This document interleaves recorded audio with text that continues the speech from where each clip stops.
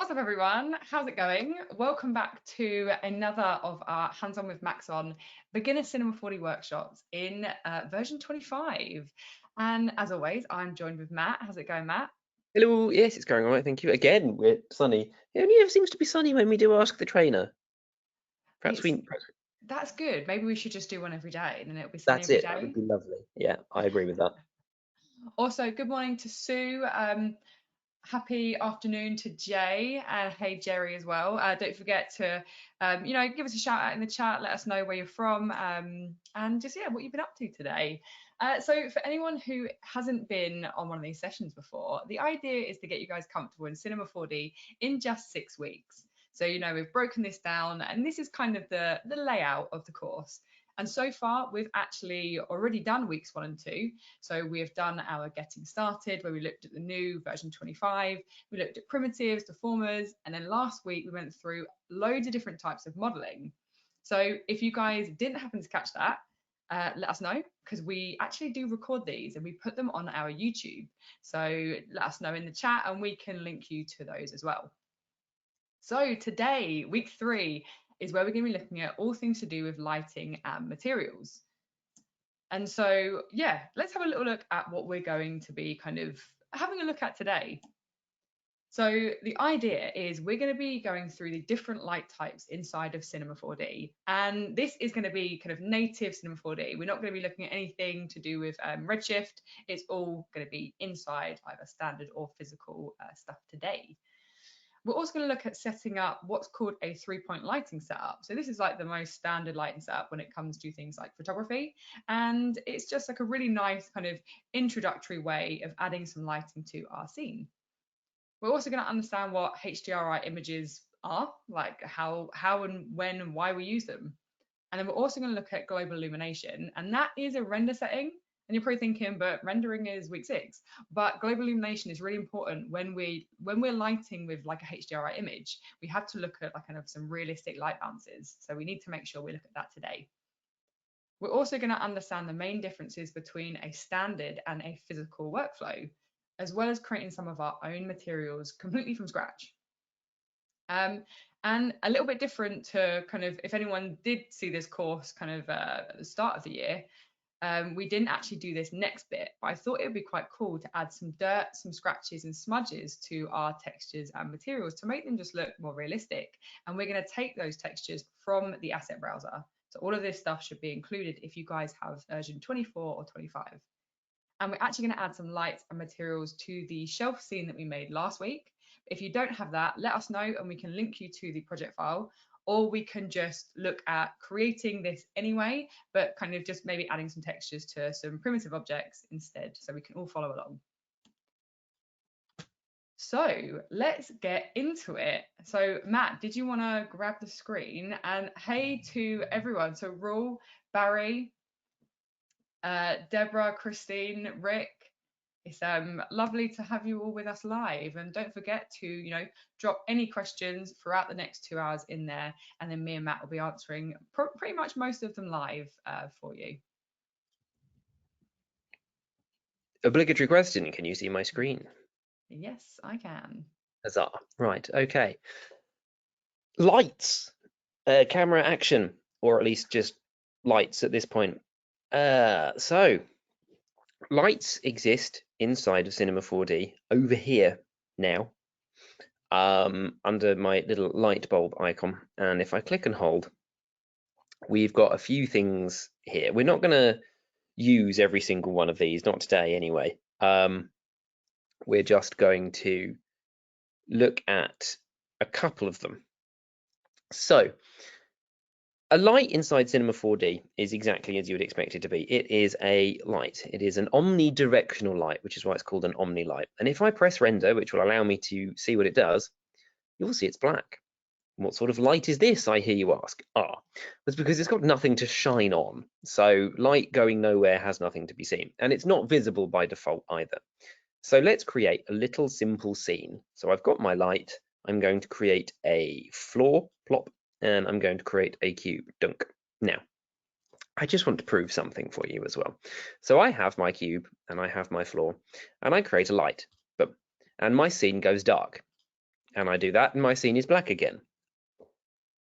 I work in tech support as well, and one of the things that we get sometimes is I've created my scene and I've created a light and everything goes black. Yes, that's what happens when you have a light inside of a box. Please remember that lights are created at the center of the universe, at least the center of this universe. So if you have anything in the middle of your universe, it will be created inside, and you will need to make sure that you move your light outside of it. So now if I render, you can see I have my light. It is illuminating my scene. It's not doing a particularly pleasant job, but nonetheless, it's doing what it does. Okay, lights themselves inside of Cinema 4D are relatively simple. They've got a lot of settings, but they're relatively simple with what you largely need to do. So we've got our general tab. Okay, and our general tab, funnily enough, allows you to change the color. It's exactly as you'd expect other things to do, and you can change the hue, saturation, value. And you can make them all different sorts of colors, which is absolutely wonderful. You can also change the intensity this way as well. And I sometimes change the intensity using the color value, but that's just an old workflow that I use. And you can change things like that. They're pretty similar settings across all of the different types of lights. So this is an omnidirectional light, which means it will create light in all directions, no matter where it is. Light doesn't actually kind of get any less depending on where the light is, so it is not a physically accurate light, but we'll come to that sort of stuff a little bit later on. For the moment, I'm going to delete that. Dunk. Then I'm going to look quickly at another type of light, which is, fun enough, a spotlight. Now, a spotlight is exactly as you'd expect it to be. It is a light that shines on a spot.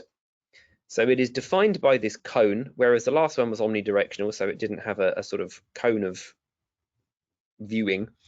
And I can just sit here and I can rotate my spotlight and choose where it's going to be, kind of like, like a stage show. Woo! Maybe if I put a bat in front of it, I can signal Batman. Although you'll never see me and Batman in the room at the same time. And I can also use the little orange handles, yellow handles to widen or constrict the spotlight itself. So that's fairly simple. And again, it's very similar to all of the others, which is I can change its color with the color values. Just clicking and changing is no problem whatsoever. And then I'm going to get rid of that one. One thing that I do like is the fact that the little icon next to the light now shows you what color it is. That's got to be one of the best additions we've done in the last couple of years. So I'm going to get rid of that. I'm then going to create a target light, and a target light looks very similar to a spotlight, and the reason for that is because it is. However, it is a light with a target tag and a light target null object created. And if I move my target object, you can see that the light points to it, no matter where it goes, and I can move it anywhere and the light will always point to it. Or I can have the target where I want it and I can move the light, and if I move the light, it will always point at it. Can I rotate the light? No. Why?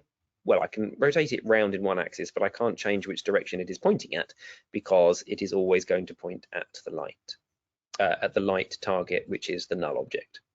So I can move one, and then if I want to, I can move the other. So they're lights super fast. Let's get rid of both of those.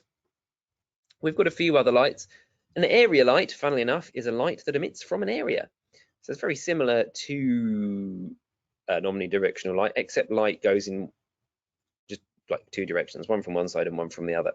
This is also not physically accurate, so it doesn't matter how far away this is, that cube will always remain lit. Okay, so it doesn't change its intensity. If I just bring the cube back, neither does it matter how big or small that light is. The amount of light from it remains the same. Okay, but we will look at that. And again, that's the difference between a standard and a physical or PBR workflow. Just going to get rid of that very quickly. And then, not that one, we have PBR lights. Okay, they are based on physically based rendering, but I don't think it's going to work properly until I change my renderer. But you can see that there is an absolute difference already in rendering, even with the normal renderer, that there is a lot of light emitting from that, whereas if I move it over there, there is less light. This may not be physically accurate because I'm not in physical renderer, but nonetheless, you can still see the difference between the type of light and how much light will then be sort of created. I think I need the proper render on, but you can see how it has an effect, which is quite nice. Dunk. IES lights I'm not going to demonstrate because it requires an IES profile. An IES profile is every time a light manufacturer creates some form of new type of fitting, like a light, literally a light fitting, they create or can create an IES profile, which is basically a picture of a light dispersion pattern. So the shape that the light creates on the wall that this fitting is creating, wall, ceiling, floor, or whatever, and it's largely used for architectural visualization, so that someone says, this is the light fitting that we want to use. You find the profile, you put it in, and you know that it will be physically accurate to the light fitting that they would use in real life. There is the infinite light, and the infinite light is a bit like a giant dome. So think of the infinite light a bit like a sky, because it goes all the way around, because light is coming from all the way around you. That's what that does. And the other one is a sunlight, which funnily enough acts like a sunlight. So it has a direction, it has a time of day, it has a coordinate system. You can choose what year it is, longitude, latitude, distance from something. You know, it's really interesting. You can do all of this sort of stuff, and you can see the difference that changing the time will make. So it's quite a useful thing to do. And then there's a physical sky, which does that for you. Okay, that is a super quick look at the different types of lights inside of Cinema 4D. Is there any questions on that thus far? Yes. Sorry if you answered it as well. I'm just going through the chat. No Is worries. there a difference between, for example, an Umney light where you change the light type to area versus a real area light? No.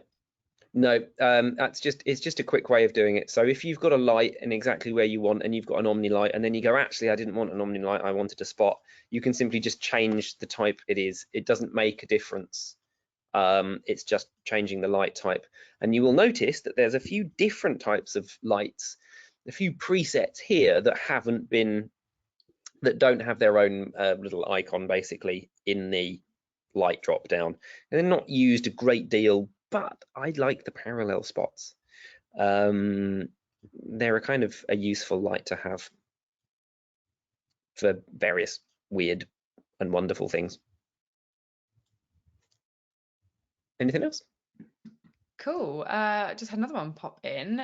What kind of light works like the sun for shadows and fill, but is subject to the time of day, position, or color? The area kind of does it, but I need a whole bunch of them.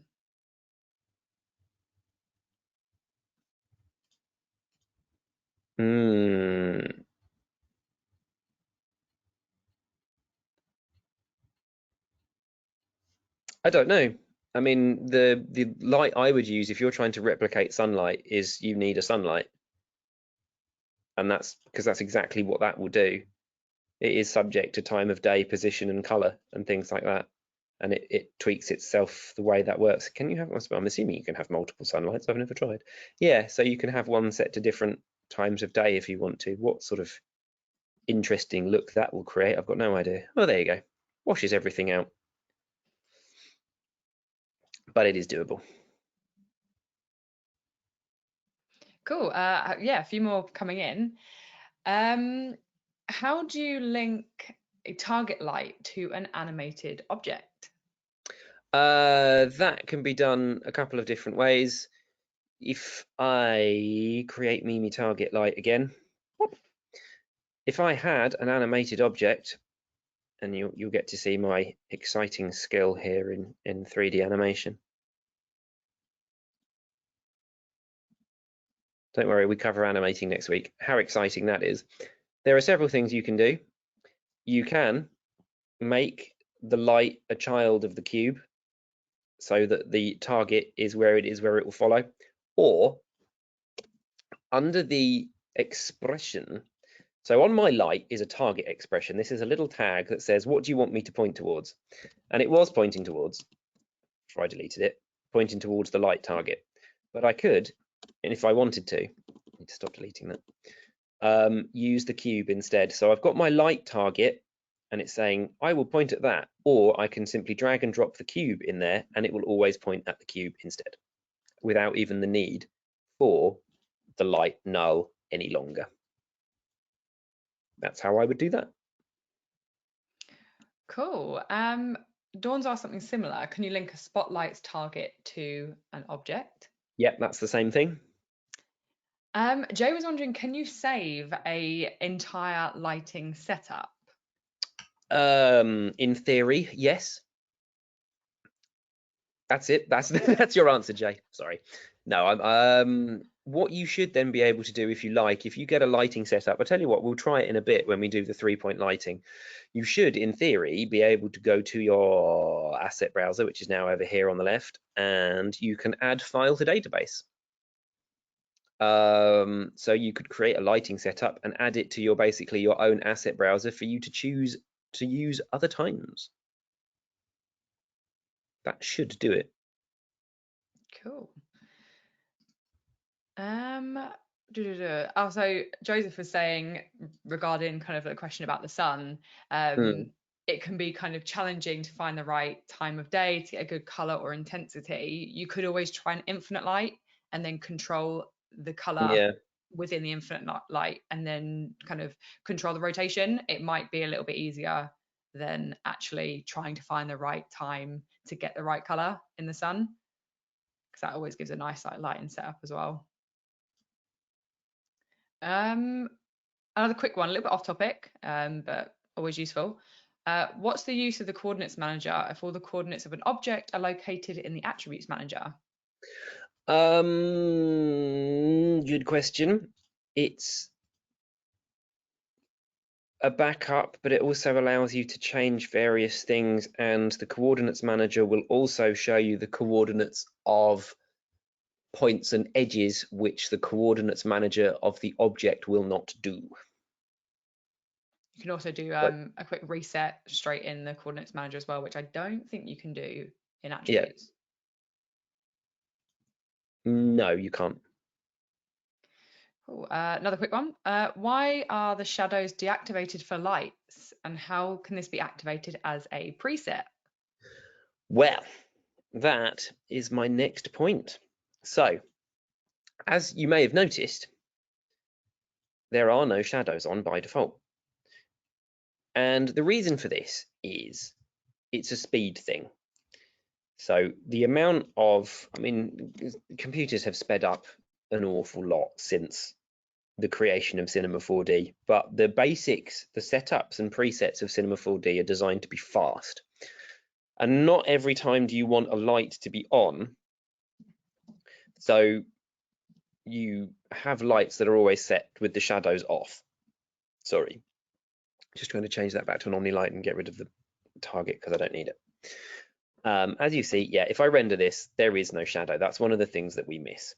So there are different types of shadow here, and you turn them on by going to the general, and you go to none. Actually, I'm just going to reset that default. Boom. That's cool. And I'm going to change my shadow to, I'll show you the different types. We've got ray traced hard, which gives you a consistent hard outline no matter where the light is in comparison to the object. We have shadow maps soft, which gives you a blurry outline no matter where it is in comparison. And then you have your physically accurate one, which is area. And that is the oops, I didn't accidentally zoom in. You can see that where the object is closer to the object casting the shadow is closer to the object receiving the shadow, it is a sharper shadow, and then it fades out the further away the distance between the object casting and where the shadow is. So this is the most physically accurate type of shadow. You can save that as a preset if you want, so you can have your shadow on and you can save it like that all the time, and you can say light with shadow, no, and then click save as default. And then in theory, if I create a new light again, my light has an area shadow on each time I create one. That's got to be one of the most useful things we've added for 25. That is just so easy, much easier than it used to be. Yeah, I think they're great. I've already got a whole bunch. That's cool. So moving on from that, I guess we need to look at the 3-point lighting setup, don't we? Yeah. Okay, so let's create ourselves a floor, which I just had to remember is in a slightly different place. So let's create a floor there. And let's create, as I like to say, my most amazing 3D scene known to man. There it is. So you can tell why I am a modeler. There it is. This is a useful thing to do because of the type of object that it is. So if I render this, it's very weird because the light is coming from, well, technically, this is a bit cheaty, really. There is actually now, so I don't know if you know this, a 3-point lighting system is the default light for Cinema 4D. You just can't see it. And no, you can't make it appear. It just happens to be in the background. Originally, the default light inside of Cinema 4D was like someone had attached a torch to the camera. So wherever the camera moved around the object, there was always a light pointing at it. It's very similar now, except that it's not just one light, it's a 3-point lighting system. So we actually get quite a nice look of the object that we have here, but we are, of course, missing the fact that it's interacting with anything else. There's no shadows as such, because this is just a, if there's no light in the scene, you can't see anything sort of light, not a, this is a light that we need to render light, which is what we're about to create. So let's create our first light. And I'm going to create an Umney light and I'm going to raise it up. And this is the light that is wherever you want to have the main focus of the light come from. Okay. And same as you, look at that. I don't even have to turn the shadow on because it's there already because I've made it a default. That's pleased me more than you know. So there I go. I can render and instantly I've got my light with my shadow. But the problem that we get, of course, is kind of like the moon. Half of it or some of it is in complete shadow, so we can't see it, and we lose that object between the object and the shadow as well, and that's not a very good lighting setup if you want to try and show off some form of object or model.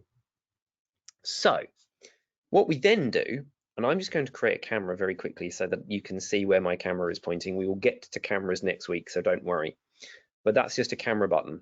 And I'm not even looking through it, I'm just using it as reference. Because then what I'm going to do, I'm going to look at my top view. And you can see here is where my camera is and here is where my light is. And what I'm going to do, I'm going to create a new light by copying and pasting that one. And I'm just going to drag it the other side. So now the other side of the sphere is going to be illuminated, but I don't want it to be quite as bright. So I am going to lower its intensity to about 60–65%. And some people do have a lovely tendency of just making this ever so slightly blue. And now if I render, I mean, that might be a bit too blue even there, so I'm going to make that 5%. Oh, forgot I did that. But now I'm no longer losing that side inside of the shadow. And I can see a lot more of my sphere. And this one, if I remember, this is called a fill light, isn't it? I do this every time and I forget every time. One day I will write this down. Yeah, we did have this conversation during the last Yep. last time. Yeah, And I know, and I can never remember. Well, people definitely had like different words for the different ones, and then it became a massive conversation. Some call it fill, some call it key, I think, don't they? Yeah, I do. I think, is it key, fill, and rim? Oh, that's another one. Oh, But so they called I that may be one wrong. key, that one fill, and that one rim. Oh well, we'll see what this lot say. And very similar, I'm going to copy and paste this one again, and I'm going to look at my top view, which I've used F2 to get to. This light is designed to fill in the rest underneath. So I'm going to lower it a bit as well, because what I want to do is not have that dark patch here. And you can see if I just turn off the light, the difference between here, we're still losing information and shape here. If I turn this one on and render, I now see where the light is. And again, people normally whack this down to about 30%, and this one is ever so slightly brown or orange. And I suspect, but I may be wrong, that it's the two other colors to make natural light, because actually when you do things outside, there are two colors that influence your images, and that is the color of the sun being yellow, and that is the color of the sky being blue. So I may be completely off there, but That's why people do degrees in photography, and I didn't. So you can see that with a little bit of that, I now have a 3-point lighting setup, which easily allows me to see all the way around my object for curvature. And the other thing that you can do, which is the joy of Cinema 4D and 3D, is I can turn off shadows that I don't want to see, so that it doesn't overkill my image. And I'm going to do that with those two. So that I have a 3-point lighting system, but only one shadow, which makes life a lot easier. And then in theory, what I can do, I can select all of these and I can group them with Option or Alt G to group, and I can call it 3-point lighting.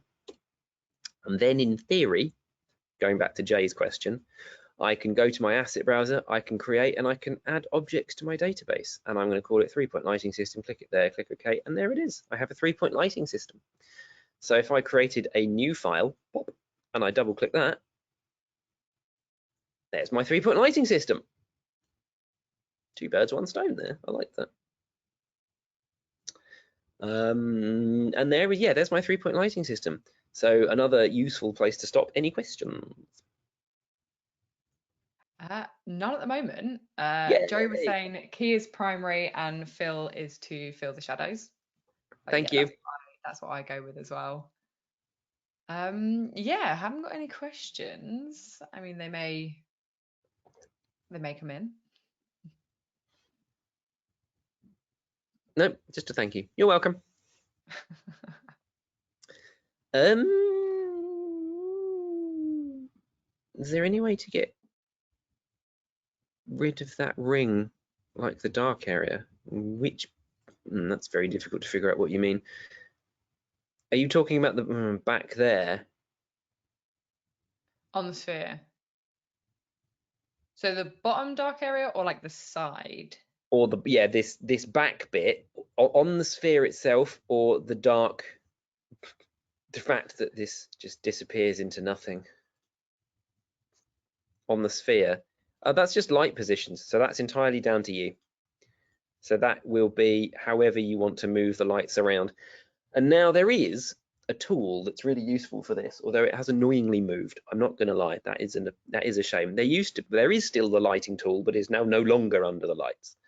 And I don't think it's been put anywhere else other than under tools, but there is a lighting tool. And what that allows you to do is you can control kind of like where that light is by using this as a kind of highlight feature and what area of the thing you want to create. And it's all down to movement, lights and shapes and brightnesses, basically.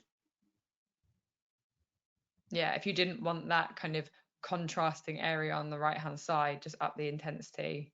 Yeah. On the fill light to have an all over natural look. But normally, if you were doing a 3-point lighting setup, you would want to have a little bit of contrast. But I mean, it's personal preference at the end of the day. Yep. Well, that one went fast. Anything else? Can the brightness be specified in any other units other than percentage? No.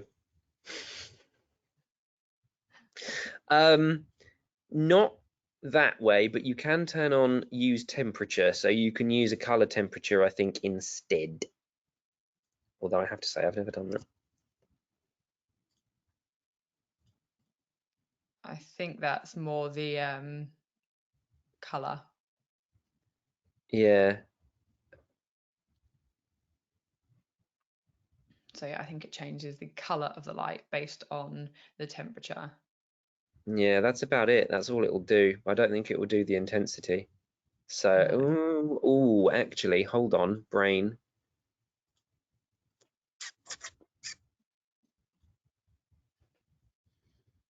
That's not photometric intensity. Come on, where is it? Details.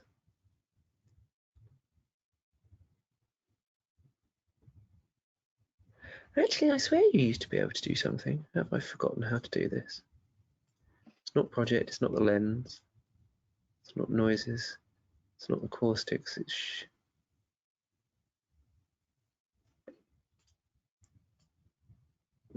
in theory, you can change the intensity, but I don't know what unit that's working in. Oh, units, candela, haha, or lumens. Yes, you can.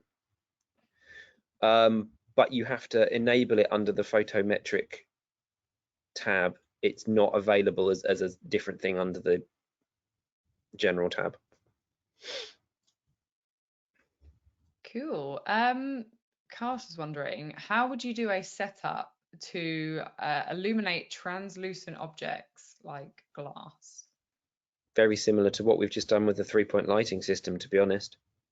You know, you've got to think about what would an actual photographer in real life use, and they'd use lights the same way, and you just have to have some form of background or backdrop, and light it in such a way that it gives the highlights that you need. Cool. Is the lighting tool, does it behave as a force light, or is it controlling? It's controlling the light. So if I do another setup, so let me just create a sphere. Let me create a spotlight. I'm going to move that there and go to my tools, go to my lighting tool. What this allows me to do is sort of select a point and go, that's the center of it. I want the center of it here, without having to manually adjust where that light is throughout the universe manually by moving it up, moving it left, rotating it, pointing it, whatever. I can use the lighting tool by selecting the light that I want to move, saying here is the center, clicking and holding with my mouse, but saying I want the light over here to highlight that bit instead. Cool, thanks. That's all right. Can you add an infinite wall to solve the black background? In theory, yes. There are a few ways you could. Yeah, there's a couple of different ways people do it. One of the quickest ways is this, which is, if my brain will allow me to remember where the splines are, is grab an arc, do that, and then stick it in an extrude.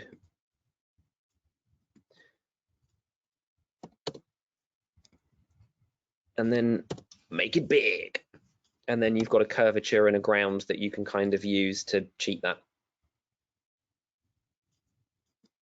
So if I had a floor as well, plop, and that was lower or above or whatever, and I could also cheat and make that arc editable.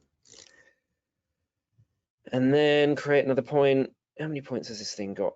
Does it have more than 1 point? I'm just going to cheat. I'm going to create another point there with a control click, and then I'm just going to move that one out. Dunk. And I've created me a photographic background. Whee! That's how I would do it. And you pretty much the same thing, but plain and bend. Yeah, that would work too. Intensity wise, can we go past 100%? I believe you can. There's my light. Yep. 1,000,000%. I don't think that I'd dread to think how bright that would be. But yes, you can go above 100%. Cool, thanks. You can also go below 0%. I'm not quite sure how that works with a light. Does it start removing light from the scene? But that's a science question. I have never tried it. No, I didn't think you could before. An unlight, anti-light? Don't know. I'm sure that's something that Star Trek will solve. Those are all the questions for now. Yep. Okay. Cool. 3 people have said exactly the same thing, which is that if I do make the light too dark, I will create a black hole. See, I'm not the only sci-fi geek here that would have known that. That's awesome. Definitely went straight over my head. Okay, right. I've got 25 minutes. Let's have a look then at HDRIs. So an HDRI is a high dynamic range image. That is an image that, funnily enough, if you rearrange the words, contains high dynamic range information. These images are created by taking photos of an area with different levels of brightness data and then compiling them together to create a single kind of layered image that contains brightness data that 3D programs like Cinema 4D can translate into. There is more light coming from this bit than this bit, so therefore there will be light bits and dark bits, is pretty much the fundamental way that that works. So if I create me sphere, and I will need to create something to put the HDRI on. In Cinema 4D, the HDRI is placed upon the sky. Now, there's two skies in Cinema 4D. Under the lighting, there is a physical sky, for which we will ignore. Under this one, which is listed like a sort of gridded sphere, that is actually a sky object. So create the sky object, and we now have a sky, which is an infinite sphere that goes all the way around my scene. It doesn't matter how far out you go, it will never be there. You'll never get to it. So that's why it's infinite. And then I'm going to go to my asset browser, and I'm going to search for, just to show you, HDR. Now, an HDR is the backplate, because that is the type of file that we use. And if I just double click this, it will download it, because it's from the Tinternet, and load it up in the picture viewer. Plop. And here is my lovely HDR. Now, an HDR doesn't have to be a 360-degree image, but if we are using HDRIs to light scenes, generally they will be, because they are mapping 360 degrees around it. So they are a 360-degree image in these instances, and they contain lots of levels of brightness data, which I don't think I can kind of really demonstrate here. I'll need to do it inside of Cinema itself. So these are the backplates, and they are useful for things like Redshift, because you will use the HDR file in a dome light in Redshift, for those people who are going to ask me that. So there's the question. In Cinema, we have these already created for us. So I do HDRI, and here is the material that has the backplate already installed. So if I create one, which one do I like? Let's create that one. So download and plonk that, and then that plonks itself in my materials manager, which is now over here and hidden. I've got to remember that. And I can click and I can drag that to my sphere. No, ignore that, to my sky. And that will then create a lovely sunny park just outside of the Bad Homburg Hotel in Germany. It's a bit blurry, but that's not a problem, because when you render it, you'll see the light, as it were. But what effect is this having on my sphere? The answer at this particular point is none at all. Because, as Elly mentioned earlier, in order to allow the HDRI, the HDR material, to affect this world, I need to turn on something called global illumination. And global illumination is a render setting. So let's go up here. I tell you what, just for kicks, I'm going to press that button so you guys can, that's tiny. You guys can see what it was like without the HDRI on, which is a very weird image, because it just looks like basically I've thrown a terrible 3D sphere over a really lovely photo.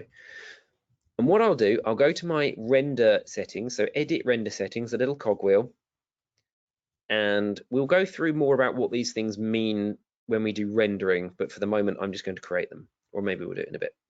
So go to Effect, and I'm going to create something called Global Illumination. Click.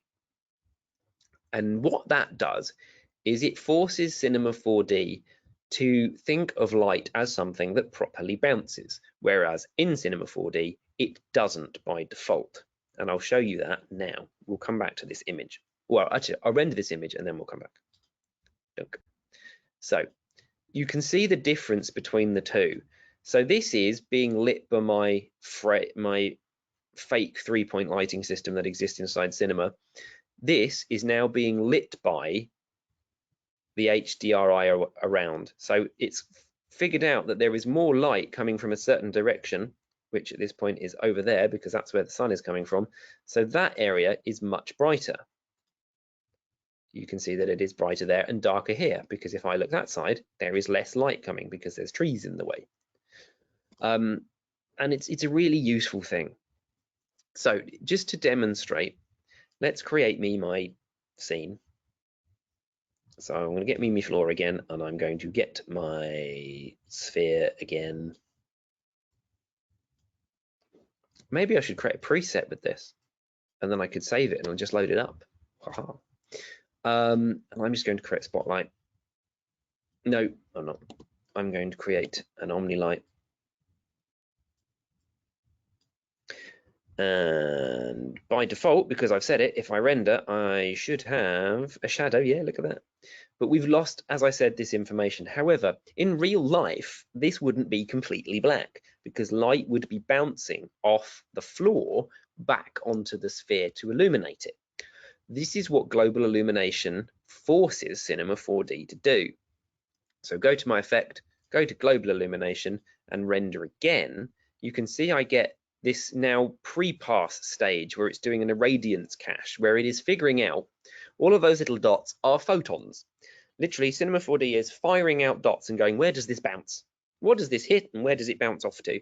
So that it can figure out where light properly bounces. And you can see that this, just by turning on global illumination, is a very different image to what I had earlier, because light is properly bouncing off the floor and illuminating the bottom of the sphere. I think in a nutshell, that's pretty much HDRs or HDRIs. But they really give you a nice ability of setting a scene and getting the appropriate lighting without having to do anything else other than basically go, which one do I fancy? That one. And then dragging it onto my sky, although I will need to get rid of the other one. And pressing render and seeing what you get. And look at that. So because there's a lovely sun over there, it creates all of that, and it's dark this side. So if I look this side, it's got a lovely sun color coming from over there. I think it's just so useful.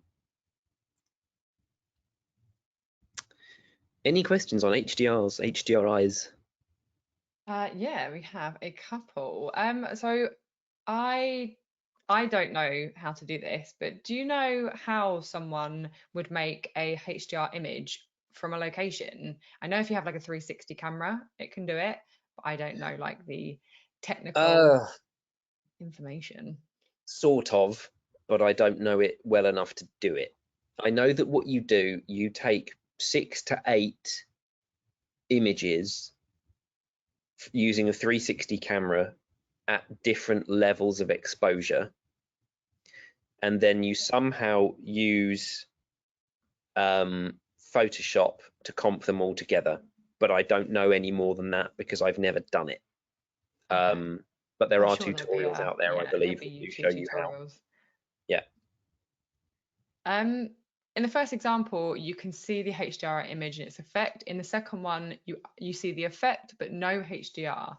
How did you turn it off? The HDR wasn't there in... There was no HDR in this one. This is just global illumination. So global illumination is using the spotlight to light the scene. And that's what global illumination forces light to bounce. In these, I used an HDR to light the scene. How you could hide the HDRI from that I can do. So with an object that I want to have this lovely lighting set up, but I don't want to see the sky behind, I can create a tag for the sky that can hide it. So I'm going to create the sky, or click on the sky, sorry, go to tags, go to render tags, go to compositing, and turn off scene by camera. Okay, so this one will be turned off. So now when I render, the light on the sphere remains the same, but the sky is hidden. Cool, thanks. We had a couple of people ask that Ah, same question, quite a fair enough. big one. Is it possible to rotate the HDR? Yes, because the HDRI is stored on a sky, the sky object is what actually you rotate. So I can select my sky and I can just rotate this around. Whee! I can even turn it sideways and have it upside down if I really wanted to. There you go. This is something trippy for you. That's weird. It makes me feel like I'm on my side. Yeah. Anyway, yes, you can. Cool. So thanks. Once you engage the global illumination, do you still have access to the 3-point lighting setup to be adjusted? Yes. I mean, obviously, I would need to put that in. So let me go back to my 3-point light setup. And we'll see what difference we make. So this is without global illumination in the scene.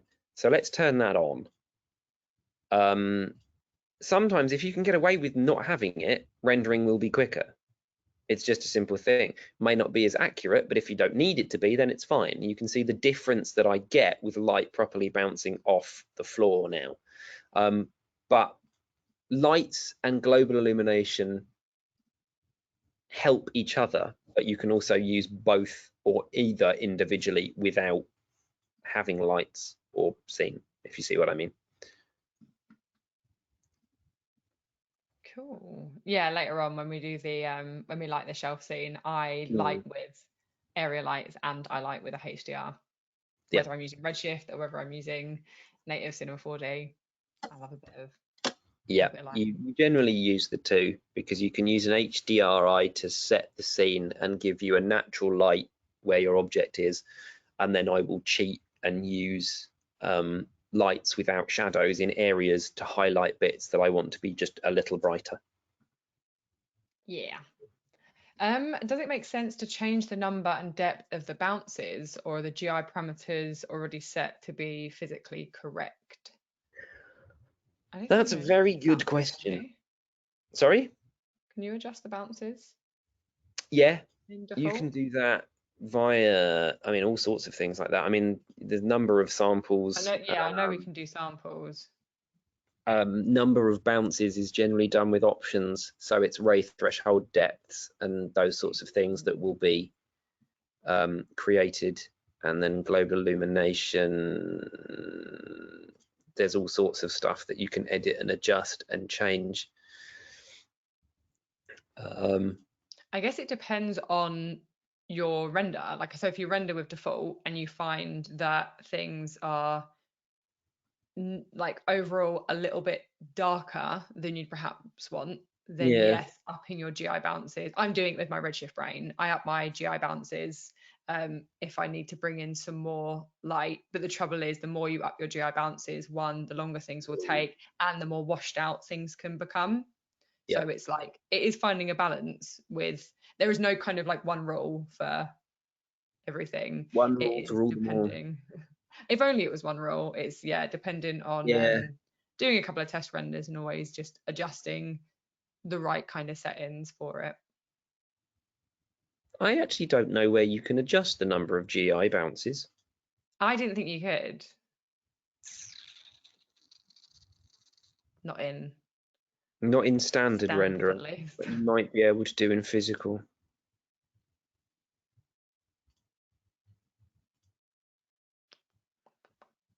I still don't think you can actually, can you? No, so that's samples, isn't it? And Yeah, error which is threshold. not the same sort of thing, That's more like noise. but you can change the number of methods and things like that, which helps, but that's something a little bit different. Yeah. Okay, so that's GI, isn't it? Yeah. Global Materials? illumination, HDRI, things like that. So it's time to look at materials. It is. Whoop. Now, the materials manager now exists in R25 over here with this little sphere in a Don't know. Cradle? Do you think is that what that's supposed to be? I'm never quite sure what that's supposed to be. But nonetheless, the material manager now exists here on the right-hand side, this little active palette, which is really useful. And you can click and hold, and you can see there's a lot of different types of material that we can create, but the only one I'm going to be focusing on at this particular second is the new default material. Now, by default, the default material is a standard Cinema 4D material, so not a physical material, a standard material. And you can see that with that selected, it appears in my attributes manager, but I like to double click it and bring up the material editor just because I'm old school and I prefer to see all of the things here. It's just easier to work with. Now, the color tab does exactly what you think it would do. It allows you to change the color of your object, very similar to the light setup. You can change your color, you can change your brightness. If you have images that you wish to input into things, you know, like the idea of television screens or posters or stuff that you want to have textures on, then you can double click the, just click the three dots, find an exciting image. Ooh, look, a test sphere, and click open, and it will put that, that's weird. It will put the image as something that you can then put on a plane. And just to demonstrate super quickly, I'll create a cube and I will drag and drop my image to the cube. And you can see that my cube now has that picture on it all the way around. I can then just click the drop down and do clear, and I can go back to my color and material. So that's the color channel, very easy. Diffusion, not to be confused with diffuse. Diffusion is kind of like a dirt map. It allows you to add other things on top of the color channel and affect different channels like luminance, specular, and reflection. Imagine you've made a really nice shiny chrome ball and some oik has come along and put a big greasy handprint all over it.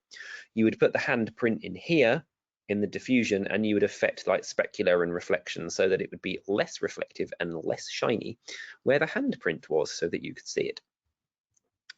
Luminance is exactly what you'd expect it to find, and to activate a channel that is not on, you just put a tick in the box and you can see that I now have an exceptionally luminant cube, and you can control the intensity of that luminant cube. You can even control the color of that cube. So I can have it being a pink cube with a pink light inside, or I can have a pink cube with a purple light inside. You know, you could mix and match all the two, or green. That's interesting.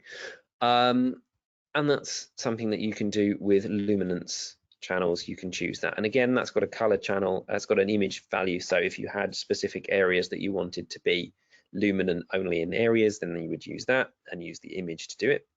Transparency does exactly what it says on the tin. It makes something transparent. There it is. And it's even set to glass now, so we don't have to do that anymore. Reflectance, I will come back to because that's a longer explanation and then leads me into the physical workflow. Environment, ignore. Fog, ignore. Bump makes stuff bumpy. Now, you will note that this doesn't actually seem to make anything bumpy. If I create a sphere and I put the material on the sphere and I turn on the bump channel, absolutely nothing happens. This is because a bump channel requires a bump map, and a bump map is a grayscale image of some sort. Now, the quickest way for me to demonstrate this is to create a pre-made one, which is to go with my little drop down and use one of these lovely little things here called noise. And I'm going to click noise, and you can see instantly my preview display looks noisy and bumpy. And if I render, pop, my sphere now looks bumpy. Now, you may have noticed I did have to press render to do that. Some instances do, although now inside of Cinema 4D, if I go to options and I do HQ noises, it will show me the bump. This is a guess preview. You can see it's very different from the render. Do not necessarily rely on the viewport. This is just a kind of simulation of it to let you know that this object has bump on it. So just be aware of that. But this bump is a fake because, as you may have noticed, the outside of the sphere is still completely round. It's completely smooth, so this bump is a lie. But it's very useful for faking scratches, dents, all sorts of things where you don't need to get too close to the camera. If you wanted to have real bump, then you would go to something called displacement down the bottom. Okay, and I'm going to put a tick in the box, and you'll notice that nothing happens. Even if I render, nothing happens. This is because, funnily enough, the displacement requires a displacement map of some sort, and I'm going to use the same one to show you what it does. So if I create noise, you can see that this time my preview has a lot of bumps on it, and if I render, nothing happens. Okay, because there's a few things you need to do when using displacement. One is to press this button, sub-polygon displacement. What does that do, I hear you say? Well, we did polygonal modeling last week, and we subdivided to smooth out a system. And what that subdivision did was give us more segments. This does the same thing. So per polygon, it will subdivide, and it will subdivide 4 times.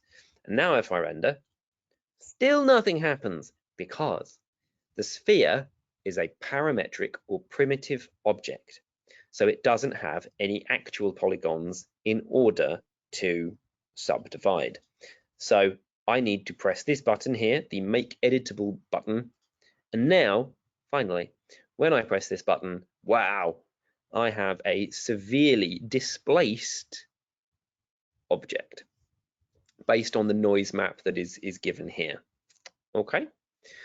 And you can change that and use it, but it does take a little longer to render. It certainly takes a little while to process if you have a lot of them. So we'll worry about that another time. Let's close that.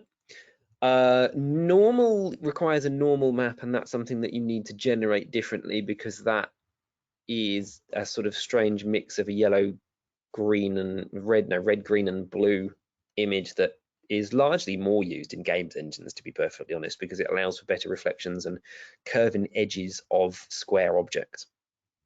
But we'll get to that another time. Alpha does exactly what it says on the tin, what you would expect to be an alpha channel like you have in Photoshop and other editing programs, but this of course requires an image as well. And I'm going to use not the noise this time, I'm going to go to surfaces and I'm going to go to checkerboard. So that's a little drop down, surfaces, checkerboard, and you can see I have a checkerboard image here, it's highlighted here, and even in my preview without rendering you can see that I have taken things away. So this is different from transparency, which is an object that is see-through. This removes it so that it is not there. And then glow does exactly what it says on the tin. It allows you to make things glow. It works as a post effect, so in a way it's very similar to just shoving this image in Photoshop and adding some form of glow over the top, which is very useful if you want it to work. It is very useful for making neon signs. But it isn't a render effect. So if you had a mirror in the scene, it would not show that the object is glowing. You would need to then stick that in Photoshop to do it. Okay, and that is materials super fast. Any questions on that? Yes. Can you change the sphere thumbnail in the material editor to be a cube or a plane, for example? Yes, you right click on that area and you can choose whether or not it is a cube or a plane or a double torus, which is quite an interesting one. Or what's the strange one that they use? Object animation. Oh, that's the that just looks bizarre. I always think that looks weird. Okay. I'm not even sure why that's a thing, but nonetheless, that's there. You can even make it bigger. Although I absolutely dispute the fact that that is huge. I love that it's small, medium, large, huge. Is that the official next step? That's it, yeah. Oh God, I never knew that had huge. No, I mean small is tiny, huge is visible. But there we go. That's us. Got another quick question. Yep. Will luminance from the material work as a light? Now that's a fun one because the answer is no, not by default. However, using our wonderful friend, global illumination, the answer will be yes. So once again, I'm going to set up my amazingly exciting scene. Ding, plop. And let's create a something disk.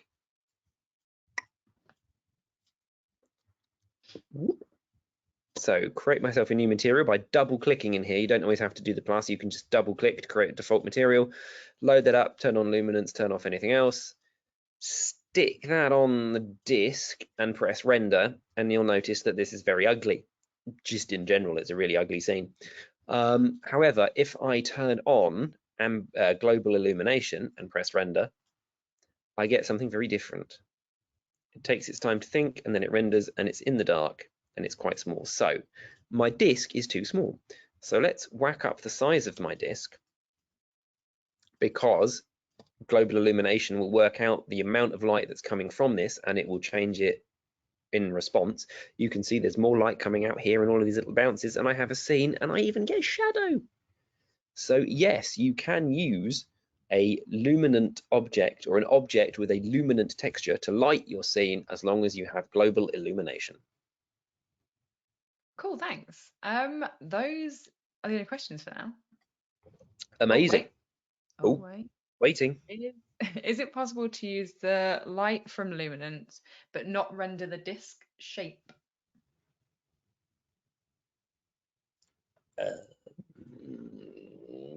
Good question. Yeah, can't you have it not be seen by In theory, it should camera? be exactly the same way as the sky. Yes. So the object is not seen by camera, but the light is still having its effect. That's really weird. So yeah, same as we did earlier. Choose the object, choose tags, render tags, compositing, and turn off seen by camera. Exactly the same way as we did for the sky object earlier. Cool, thanks. That is everything for now. Right. Okay. So now is the discussion that we talk about the difference between a standard and a physical workflow. Now, what is the difference, and what do I even mean by standard and physical? Standard is because standard is our standard renderer. It is the renderer that we had millennia ago when Cinema 4D first started. And then as 3D started to improve and computers started to improve, people said, wouldn't it be really nice if renderers were physically accurate? So Cinema 4D, along with other places, created physical renderers, physically accurate renderers. And they mean physically accurate to, this is how light really works. This is how reflections really work. This is how materials should really be built when you're using a physically accurate scene. And when would you use physical over standard? If you're trying to get photorealism. That's generally it. Standard renderer still has its fun quirks. It's completely configurable so that you can mess with the laws of physics and light and do what you want with it. Sketch and Toon doesn't exist on anything else because, funnily enough, cartoon people aren't really real. Sorry.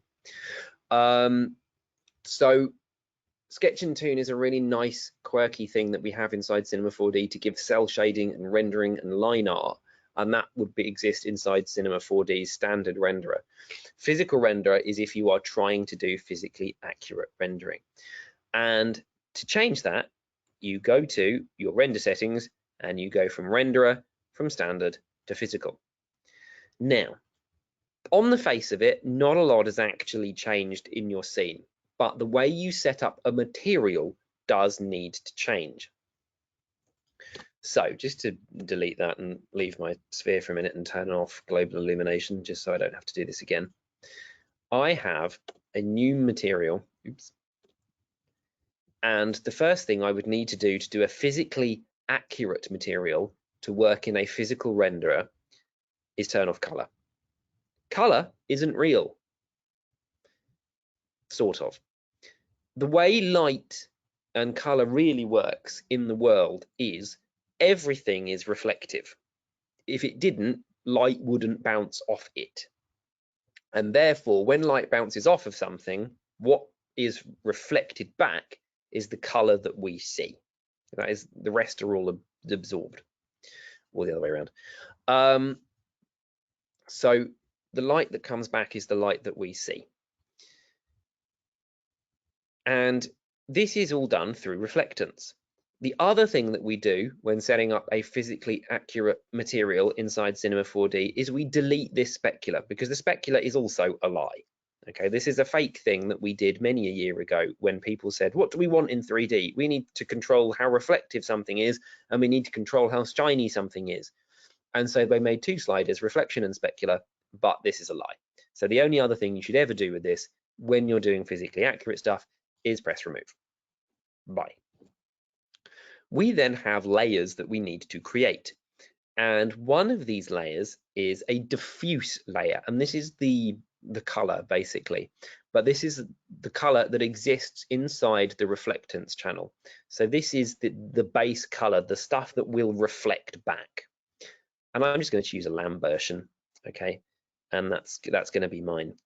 Then we need to choose some form of top reflection layer, and that is, how does light bounce off of this thing? And here we have our 4 different types of reflection algorithms: Beckman, GGX, Phong, and Ward.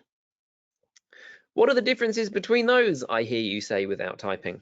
Well, Beckman is used for pretty much everything. Use Beckman. GGX, metals. Okay, so if you're doing some form of metal, use GGX. Phong, ignore. I've never found a use for it. Ward, rubber and skin. Okay, so if you want to see the differences, let's have an example. I'm going to create a Beckman, and this Beckman creates it super shiny. Okay, I'll come back to why it's super shiny in a second, but let's actually have a look at the difference. And here is something exceptionally useful inside of Cinema 4D that I don't think we've yet shown you, which is contextual help. Find an object or an area or something like this. What is a Beckman? What is the type? Right click and do show help. And this will take you to the help file on that particular attribute. And here you can see the different types of percentages with roughness values of Beckman, GGX, Phong, Ward, anisotropic,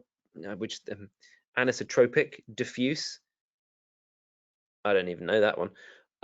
Here is the difference between reflections and roughness, with lots of roughness, and the different types of light dispersion algorithms that are dependent on the others. And my favorite game, spot the difference. Beckman, GGX, Phong, and Ward. And if you think I was just really clever with what I was telling you, then Beckman is physically correct and fast type and should be the preferred method for most. GGX produces the greatest dispersion and works for simulating metals. Ward is best suited for soft surfaces, such as rubber or skin. And you can see that there is a slight difference between these. So depending on the look that you are going for, you may want to change the different type of reflection algorithm that you use. If you are also bored and you want to know an awful lot more about this, this is possibly one of the longest articles I think that we have in the Cinema 4D manual about the reflectance layer and all of the things that you can do with it and the differences between all of them and all of the different settings you can sit and play with and change and everything else underneath it. So if you get bored and you really want to know about it, have a look. But going back to this, I have my Beckman. So I'm using a plastic material. That's what I want to try and create. But it's currently just a giant chrome ball. That's absolutely no use if I wanted to make a red, shiny, like, plastic ball. So let's go to my lower layer, and that's white. So let's change the color and make it red. Oh yeah, I don't have to click OK anymore. It's made absolutely no difference because I've still got this strange, shiny chrome ball over the top. And this is because the Beckman reflectance layer is layered up over the top and it's taking up the entire surface.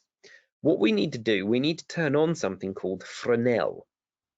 And this exists down the bottom and currently is off by default because it is not physically accurate by default. And I have two options, well, 3 options: none, dielectric, and conductor. Conductor, metals. Dielectric, non-metals.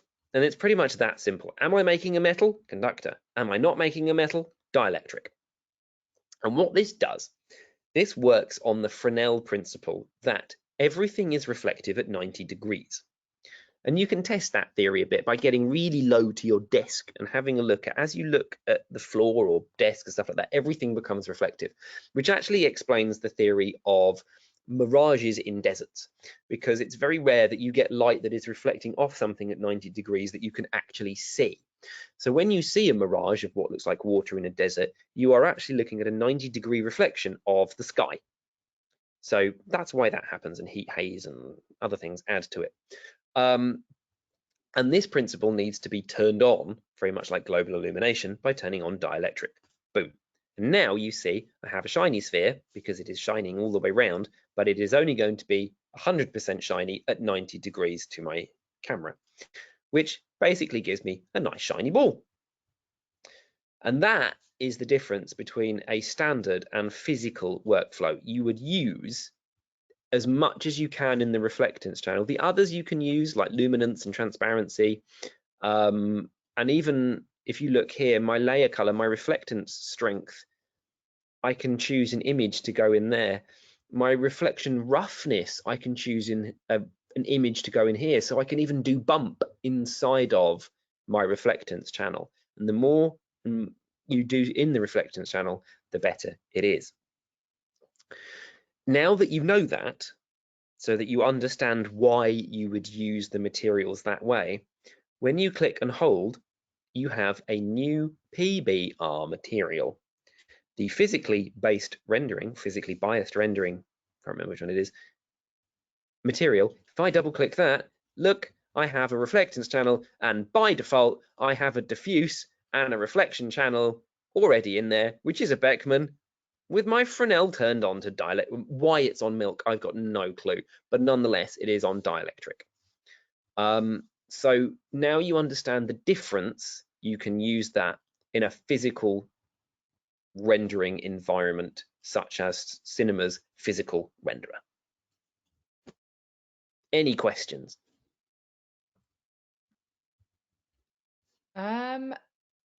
Yeah, so people are wondering, is PBR basically the way to go then when it comes to creating things? This is why I said it's entirely down to you guys. If you are trying to create physically accurate and a photo, yes, go for physical and PBR. If you're not, why bother with the rendering times? Like I say, Sketch and Toon, Cinema 4D's cartoon material system is a standard renderer thing only. So it depends on what you are trying to do. Also, if you're working with depth of field or motion blur, then Yes. you've got to be physical too.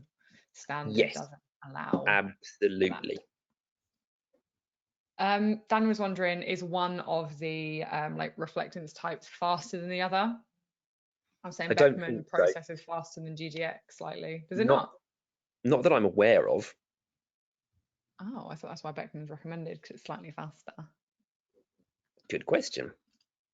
I think it's possibly actually. I mean, we're talking minutia faster, Yeah. I think. I can't remember what it said.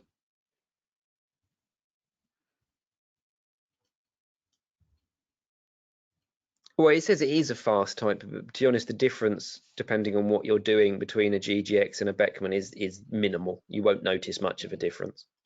I would, yeah, as Matt said, I'd still stick to, if I'm creating metals, using GGX. Yep.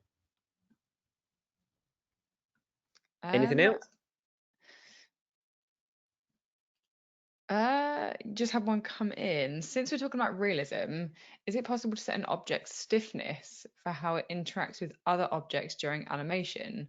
For example, a sponge for cleaning dishes would cave in if a plate sat on it, but would not if an identical sponge rests on top of it. That is a question, I think, for our Thursday's Ask the Trainer rather than this beginner's session, I'm afraid. So if you come to one of our Thursday Ask the Trainers, feel free to ask that question and challenge us on a to enable us to get sidetracked on that. Yeah, because yes, it is possible. Yeah, they're the only questions that have come in so far. Phenomenal. Okay, in which case I shall throw the screen at you and Yeah. you can show us some cool stuff for a bit, because I've rambled on for a lot longer than I meant to. Really sorry. No, it's all good. All good. I'll There see you what go. we get to. Show my screen. Right. You do a little wave. Right, cool. Can everyone see my screen? Yes. Cool. Right. So, first of all, thanks for that, Matt. That was some amazing stuff. So Welcome. guys, what we're going to do this next kind of like 45 minutes, we're going to basically look at lighting our scene that we made last week, and also creating some textures for it. We're going to build these from scratch, and we're going to do these in a couple of different ways, as well as looking at adding things like imperfections, which I think is a really nice sort of addition when it comes to maybe making things like photorealistic. So for anyone who doesn't have this scene, so the one that looks kind of something like this, it's not quite as pretty. What you could do is you could just grab like a bunch of spheres and then just do the same thing and then put your materials on those. And we can still get like quite a nice looking setup here. If I just turn on my interactive render region, we can still create this nice look. So don't worry if you don't have this actual scene, just kind of like grab some different primitives and follow along. Cool, right, so let me move this out of the way. So we are going to basically start with we're going to start with doing like a 3-point lighting setup, but what I also like to do, I also like to add a top light. So we come back into here. Let me find my camera. And so this is kind of like the setup. If we come out of here, we can see we have our key light, our fill light, our rim light, and then our top light. And I like to use a bit of like a two-tone effect, just to create a nice mood, but by all means, you guys don't have to do that. And it's also being lit with a HDR image. And then we're going to build these textures. So let's do the lighting first. So first things first, I'm actually just going to grab, actually let's just make it. Why am I being lazy? So I'm going to delete this cube at the back, and I'm actually going to switch off my work plane because I know it was getting in the way last time. And the first thing I'm going to do is build this backdrop. So I build mine in a slightly different way to how Matt showed. I use a plane, 900 by 900, which should work fine.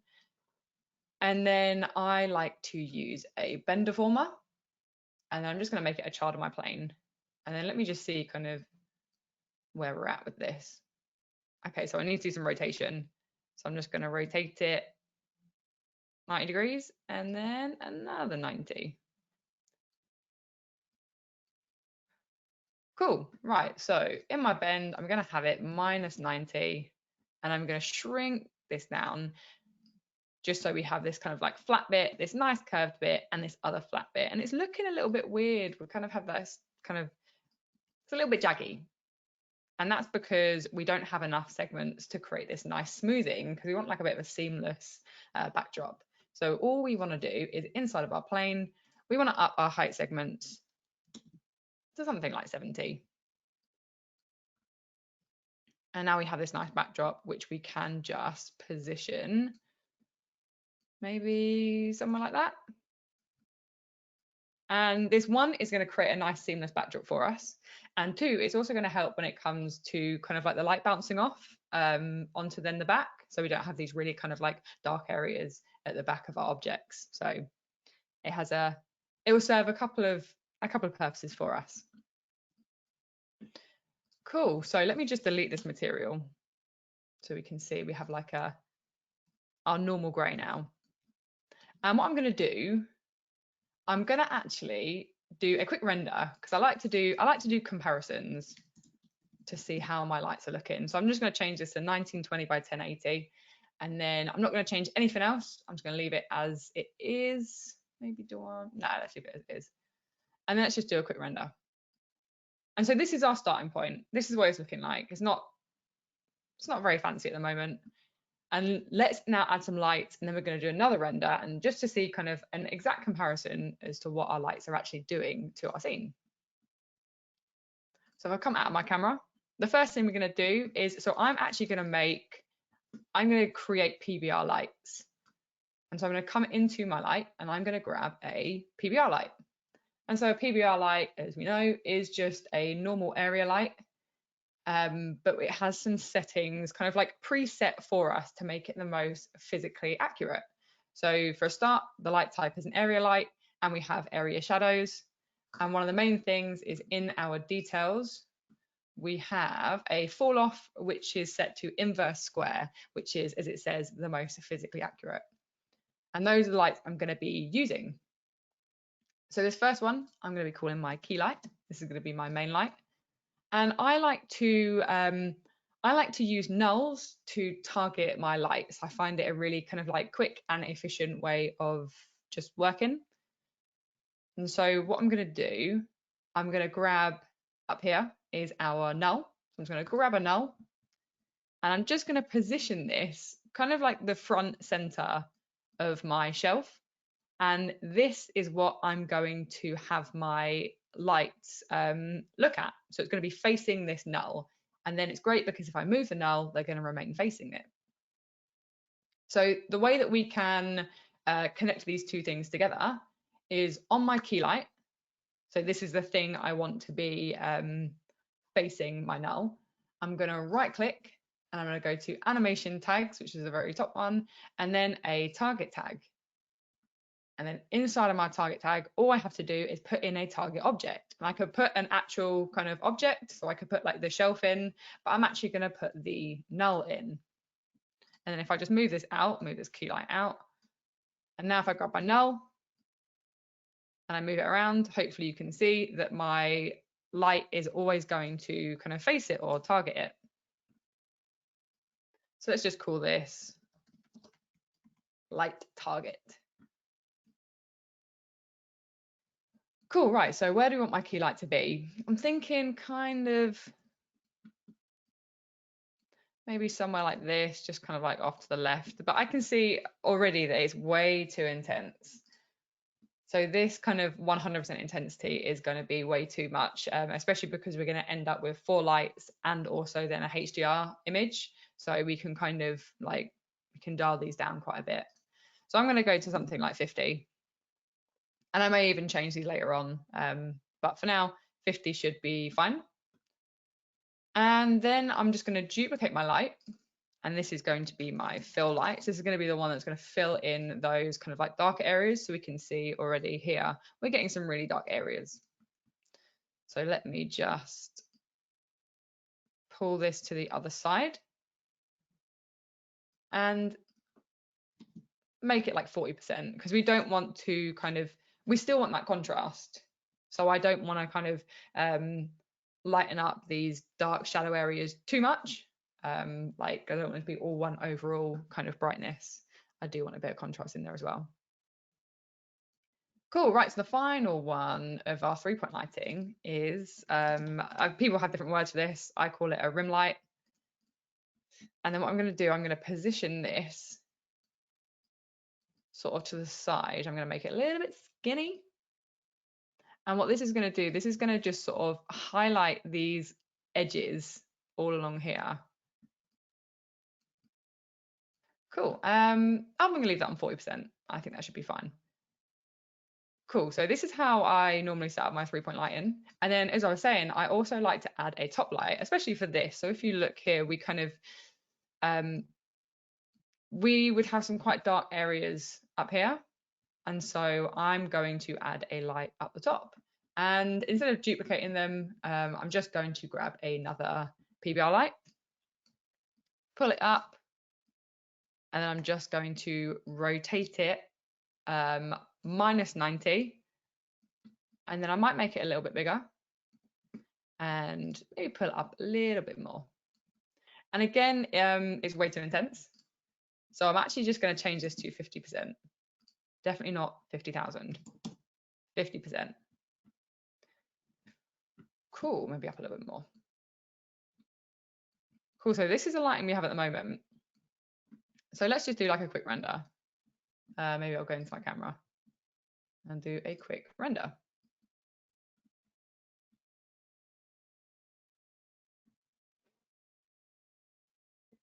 Cool, so it took a little bit longer.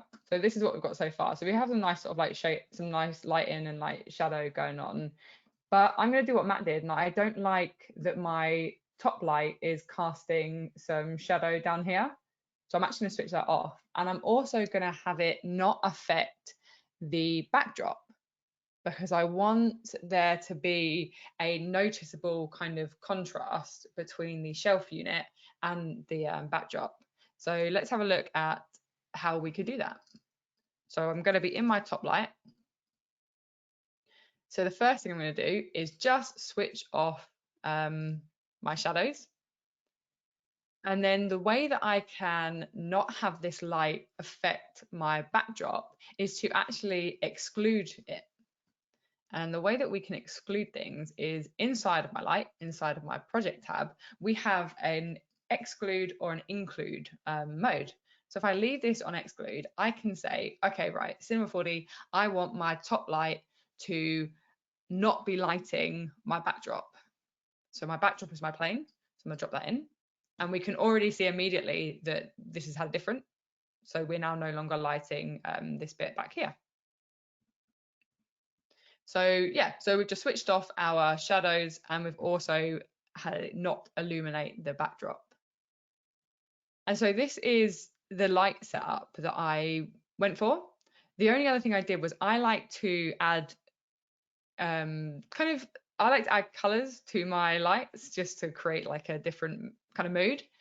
And this is kind of personal preference, dependent on what you're creating. And so for me, I tend to keep my key light and my top light one particular color. I do a bit of like a two-tone thing. And then I leave my fill and my rim to be another color. So if I just sort of put them together, I'm going to grab my key and my top light. And I'm going to do like sort of like this really light pink. And then on these two, I'm going to go with, I'm just going to pull this out so I have a little bit more room. Maybe sort of like a, oh, that's way too intense. Sort of a bit of like a purple. And it just adds like an extra little bit. So again, so we're getting some sort of strange like shadow going on here. So there's a couple of ways that we can fix this. One, we could actually just kind of move the bend to create more of like a seamless backdrop. So let's grab the plane and move that down. And then come into here and we can just sort of move it across just so we still create that nice look. And hit render again. And so far we've got, so we have set up now our 4 different lights. So we've got a 3-point light and we've got our top light. And we now have our nice like seamless backdrop as well. And so the only other thing I would do, and the only thing that I did in the other scene with regards to lighting, was to add a HDR image as well. And so the way that we do that, as we know, we can grab ourselves a sky. So let me just remove this one and start fresh. Cool. And so Matt showed us that we can kind of come into here and we can search HDRI and we can grab a material. But let's say we wanted to set our own one up. And so I actually have, so down here are a whole bunch of .hdr images, which we can then save and then use in the same way that these are set up. And I quite like this, this empty room, but unfortunately we don't have a preset for it. So what I did was I just saved it to my desktop. And so I should have it on here somewhere. Here we go. So I have this HDR just saved onto my desktop.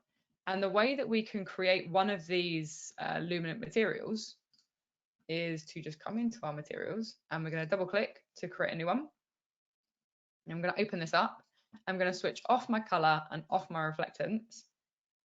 And all I want to switch on is my luminance. And inside of my luminance, this is where I can drop a .hdr file. And it has to be a .hdr file. It can't just be like a normal PNG.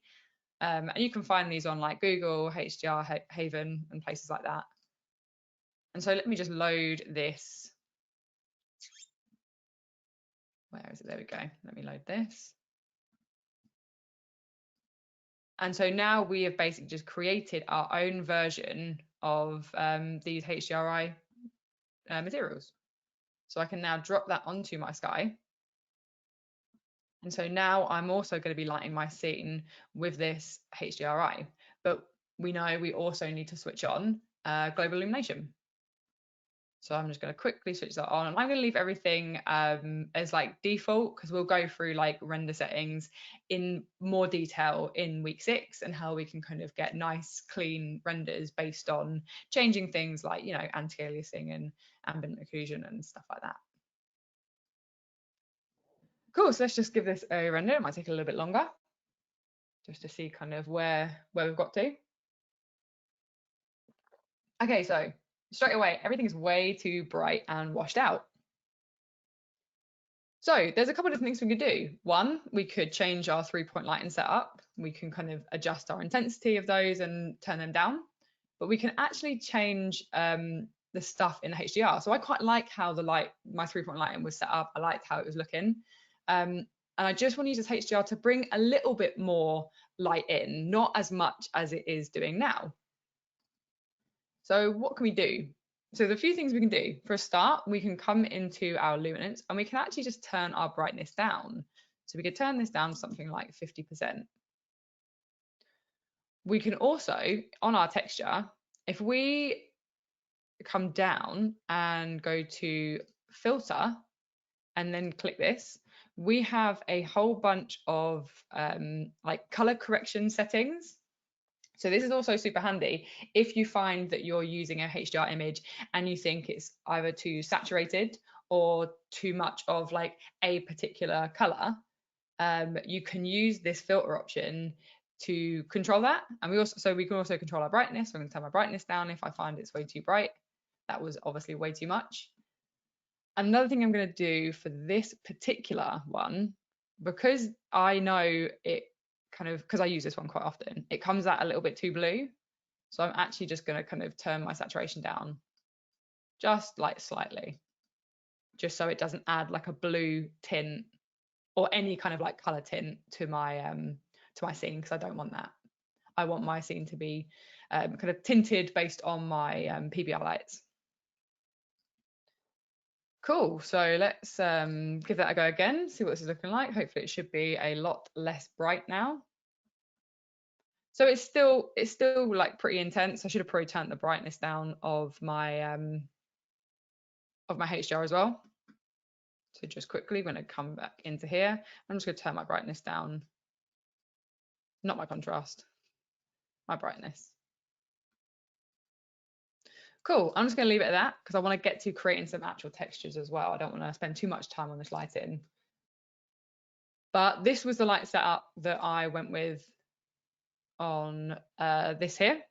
So as you can see, you know, we have our same 4 lights all set up in that same way. So reduce my intensity, added a bit of like color in here, and I've got my sky, my HDR lighting this scene as well. So let's now get into actually creating some textures. So let me come back into here. So what we're going to do, we're going to build a whole bunch of textures from scratch for this scene. Let me just come out of my Cinema 4D camera. And we're going to get right in here. So I'm going to do these ones first. We're going to do like what people are probably going to laugh. I say aluminium. And that's the texture we're going to create first. So I'm just going to create a new material and I'm going to name it aluminium. And I'm just going to drop this onto my lava lamp. And what I like to do, I like to use what's called an interactive render region. And so if you press Option and R, it gives you this interactive render region. And what I might even do, I'm going to switch my sky off just so everything's just being lit by my 3-point lighting. And we have like a quality slider. So at the moment it's in the middle, which is why it's looking a little bit pixelated, but it will render quicker. Or we can just pull this all the way up and we now get a pretty true representation, and we can see kind of the changes we make to our materials in real time now. So let me open up my aluminium. So the way that we're going to create this, we're going to create this particular one in a physical way. So, you know, we can switch off our color and we're going to build everything inside of our reflectance channel. So I could have just created, you know, material, new PBR material, but I thought for the first one I'd just show it like this. So I'm going to delete my default specular and I'm going to add a GGX. And so because I'm creating a metal texture, I'm going to use the GGX reflectance type.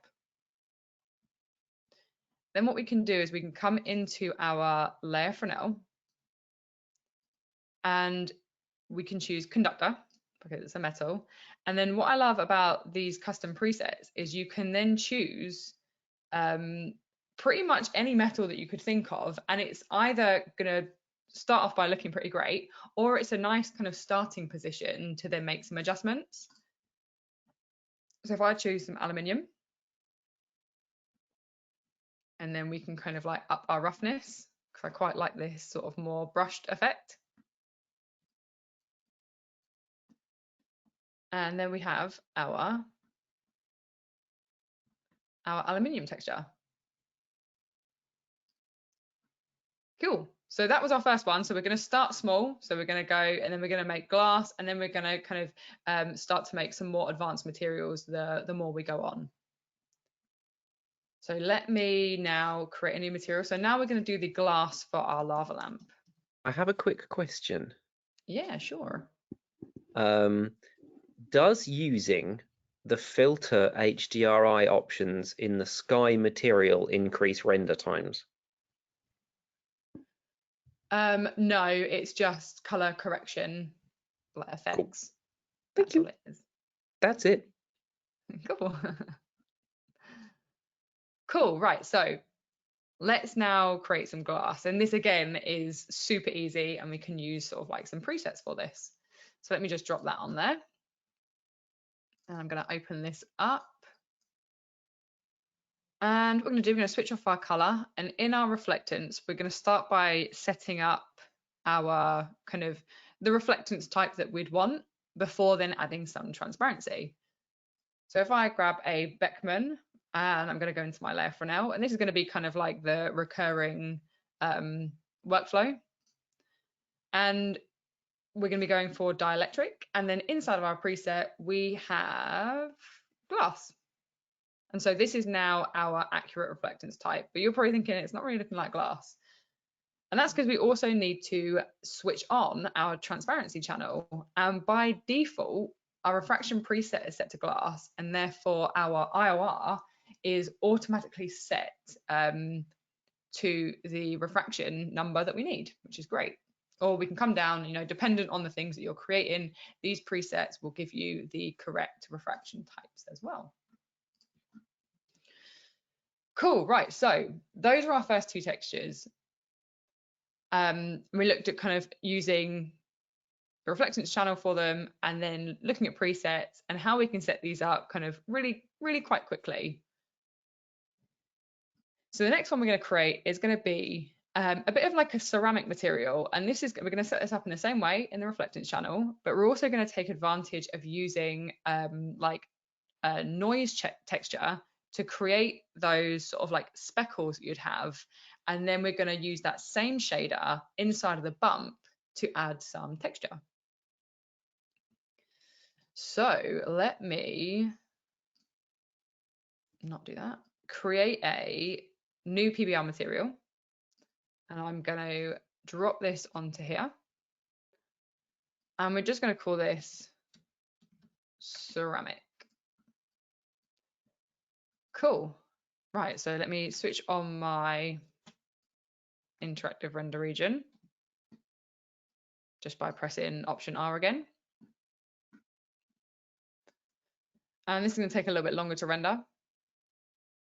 Maybe I'll drop this down a little bit just so it doesn't take too long. So inside of my reflectance channel, so I have my diffuse, and I'm going to actually change this layer color. Let me just switch off my reflection for now. And I'm going to change this to a layer. And this is because I want to layer up two different textures. I want to layer up a color and I want to layer up a noise. So the way that we can do that is once we've selected layer, we can click this, and then we can now add a bunch of different kind of shaders or images and use blending modes to blend between them. So the first thing is I'm going to grab a color shader, and I'm going to make this a little bit kind of like an off-white. And then if we go back, we can then add another shader, which is going to be a noise shader. And so this is taking a little bit longer to render, so I'm just going to do it within the viewport. And we can still get like a pretty good representation of how it's going to look like this. And so there's a couple of things I need to do. I need to perfect this noise because it's not really looking like the speckles that I'm after. And I also need to adjust my blending mode. So I'm going to change this to multiply. And so now it's multiplying our two shaders together, our color and our noise. And so the way that we can adjust these individually is just by clicking the little kind of thumbnail display. So if I click this noise, I then get access to all of my noise settings I would normally have. And so the way that we're going to create this ceramic effect is, for a start, we're going to keep the noise to this default noise, but we're going to reduce our global scale all the way down to something like 2. And so now we can start to get that effect, but it's way too much going on. And I also don't want these areas to be 100% black. So I'm actually just going to come in, I'm going to choose just sort of like a darker brown. And then we can use the low clip and the high clip to kind of bring more of the whites out, and therefore that will bring more of that base color. So if I adjust my high clip and start to bring it down, we can see if we look at the thumbnail and then now in the viewport, it now looks more like this ceramic texture. And we can even maybe pull this down a little bit more, just so we get some of those little like speckle bits on our ceramic. Cool, right, so another thing that I'm going to do, so the final part of this is going to also be to add some kind of like fake texture by dropping this same noise layer into our bump. So I'm just going to right click and I'm going to go to copy shader, and that was on my noise. I'm going to go into my bump and I'm going to switch it on, and I'm going to click this and I'm going to go paste shader. And so hopefully everyone can see that we now have this sort of bumpy texture. First thing I'm going to do is I'm going to change this back to black. And then we are going to go and we're going to put a minus value in, because I don't want my bump to give the impression of going out. I want to give the impression of kind of going in. And so I can just do a -5. And then now it looks like these sort of bumps are going in. And all we need to do is turn back on my default reflection as well. And then I'm going to change to asphalt, just because that's kind of like the most similar preset that if you think of like the texture of ceramic. Cool, so that was a little bit more, slightly more advanced when it came to creating a material. We kind of looked at how we can layer up shaders, and we layered our base color or our diffuse with this noise to create this sort of like ceramic speckles. And then we used that same noise inside of a bump with a minus percentage to give the impression of some of those sort of areas and those marks like going into our like vase. Any questions? Like, I know sometimes I forget to ask and I get carried away. Nope. Cool. Right, so keep going. right, so 15 minutes. So let's which one do I want to do? Let's do this plastic texture, and we're going to add some scratches to it. So let me switch on my interactive render region. And I'm going to up this. Cool. So what I'm going to do, I'm going to just create a standard material. And okay, I'm going to do something that maybe we shouldn't be doing. I'm going to do the color in the color channel. If you're doing this in a PBR way, do it in the reflectant, but for speed and because I want it to show up in my interactive render region, I'm going to do it in the color, and therefore it will just be a bit quicker. But yeah, do it the correct way if you are doing PBR. Cool. So I'm just going to stick to sort of like a light pink, and it would be lovely if I'd actually put it on my object. Cool. So we're going to create a plastic, but we're also going to create a scratched plastic. Cool. So first things first, we're going to come into our reflectance. We're going to delete our default specular, so we do not want that. And we want our Beckman because we're making a plastic. So what we can do, we can come into our layer Fresnel, and we want to choose dielectric. And then a great preset for plastic, well, there's two, there's PET and there's plexiglass. I like to use PET, and it gives you this really nice kind of plasticky look. So we have our pink plastic, right? So how do we add imperfections to the surface of our texture? Well, there's multiple different ways. I'm going to do it inside of the roughness channel. I'm going to do it inside of this roughness here. So first thing we want to do is we want to grab a like a surface imperfection, some kind of texture map. So inside of my asset browser, let's search scratch. Cool. So maybe we'll grab this one here. Let's use this one because we can also look at inverting it as well and how we can do that. So where do we want to put this? We want to put this inside of our roughness. So if I drop down my roughness, as Matt showed us, we have this texture sort of area. And all I have to do is I can drag and drop this into here. Cool. So we can't really see anything yet. And so there's a few things we're going to want to do first. So if I come right in here, so hopefully we can start to see some stuff. I actually want to up the percentage of my roughness so we can see more of this texture map. So if I up this to something like 40,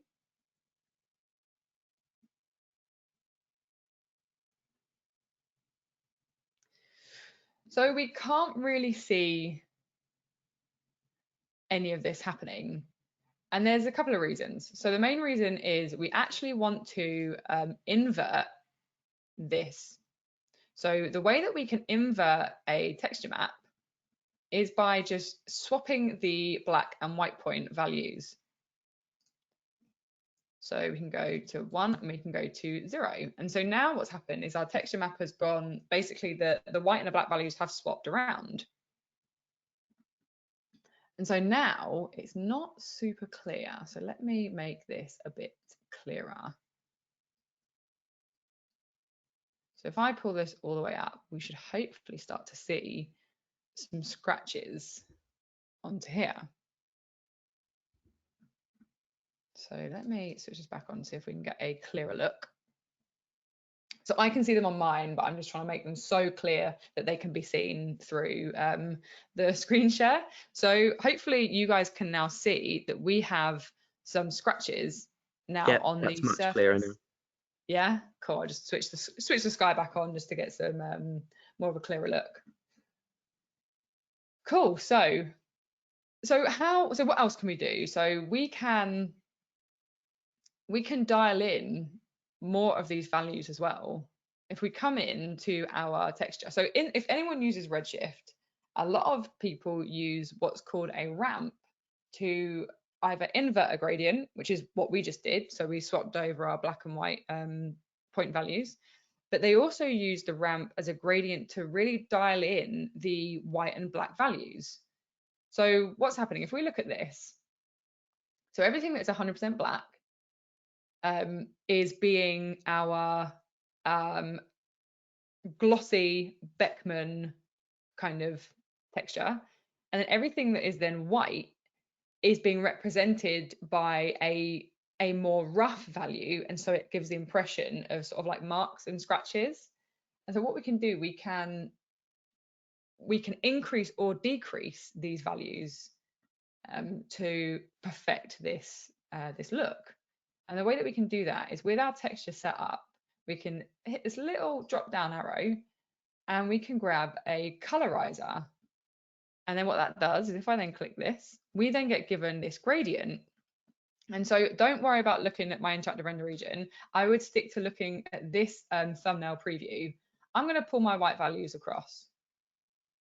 And so now what's happened is I've increased and I've really upped those white values. And so now we can see we have much clearer scratches all over our texture. Or we can do it the opposite way. If we find that it's way too intense, we can then pull our black values across. I mean, not so much that they disappear, but maybe kind of something like this. And then our effect or our kind of imperfections aren't going to be as obvious as they were.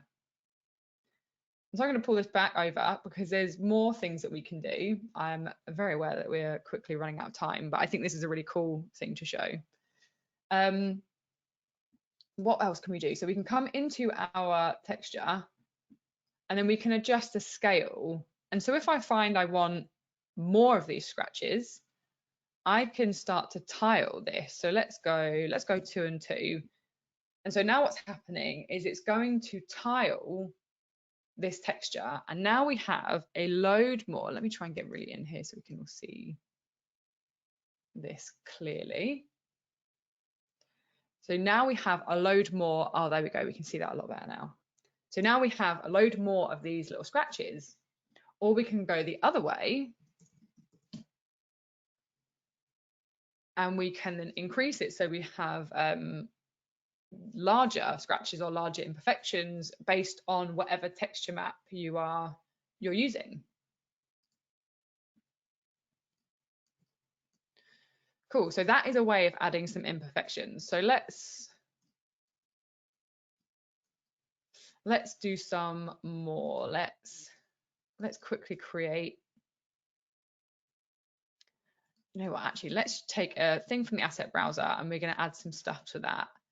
So inside of this original scene, I actually took a couple of textures from the asset browser, and one of them is this ash texture. Here we go, this one here. So I'm going to double click that. And then I use that on these shelves. So I'm just going to drag and drop that onto my shelves. And the first thing I notice is my projection type of UV mapping kind of comes out a bit stretched. So let's kind of pull this in here so you can see some of this. And so I often find, yeah, when using these sort of like wood textures, Matt, I don't know if you find it the same, that the projection type UV mapping tends to look a little bit strange. Yeah, it's because by default it's trying to map the same image across the same space. So one polygon that's nice and square is not the same as a polygon that's thin and long, you know, so it tries to wedge it. So definitely moving to cubic will always improve the look of most things. Yeah. Yes, that's one thing to always like take note of. Cool. So with this ash texture, we can add some of our imperfections to this already kind of pre-created texture. So if we open this up, the way that this is made is it actually uses texture maps. So I don't know if people have used texture maps before when creating materials, but this is a way of doing so. So they have the kind of ash color texture map plugged into the color. And so sometimes this will be called, you know, diffuse, color, albedo. Those are your color texture maps. Then they have a reflectance map inside of this layer color here. And they also have a bump map. Some may even have a normal map as well.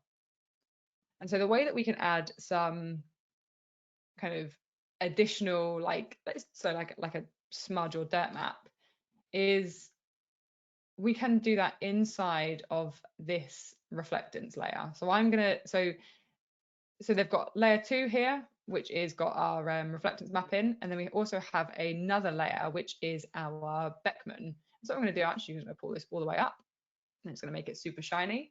And this is so we can add a roughness map to this. So what we can do, we can come back into our asset browser, and we can grab, what shall I grab? Dirt, some kind of dirt map. What should we go for? Maybe this one. This one looks quite cool. So I'm going to drop down my roughness again, and I'm going to drop that straight into there. And so we need to just invert this. And then if we switch off our color and our bump, this is where we can start to see this a lot better. So if I up my roughness, we can see we're getting this really nice kind of sort of just more rough texture, like it's slightly been worn away. And we can come in again, and we can grab our colorizer, and we can sort of re-up these values if we want more of these sort of rough patches. We can pull our whites over. And so yeah, switching off my color and my bump, one is going to render quicker in my interactive render region, and it also, when it's just this sort of dark glossy texture, we can see our imperfections a lot easier when we're working. And then we can just switch back on our color and back on our bump. And then now we have the original ash texture that we found from the asset browser, but we've just added our own kind of sort of dirt imperfections to it.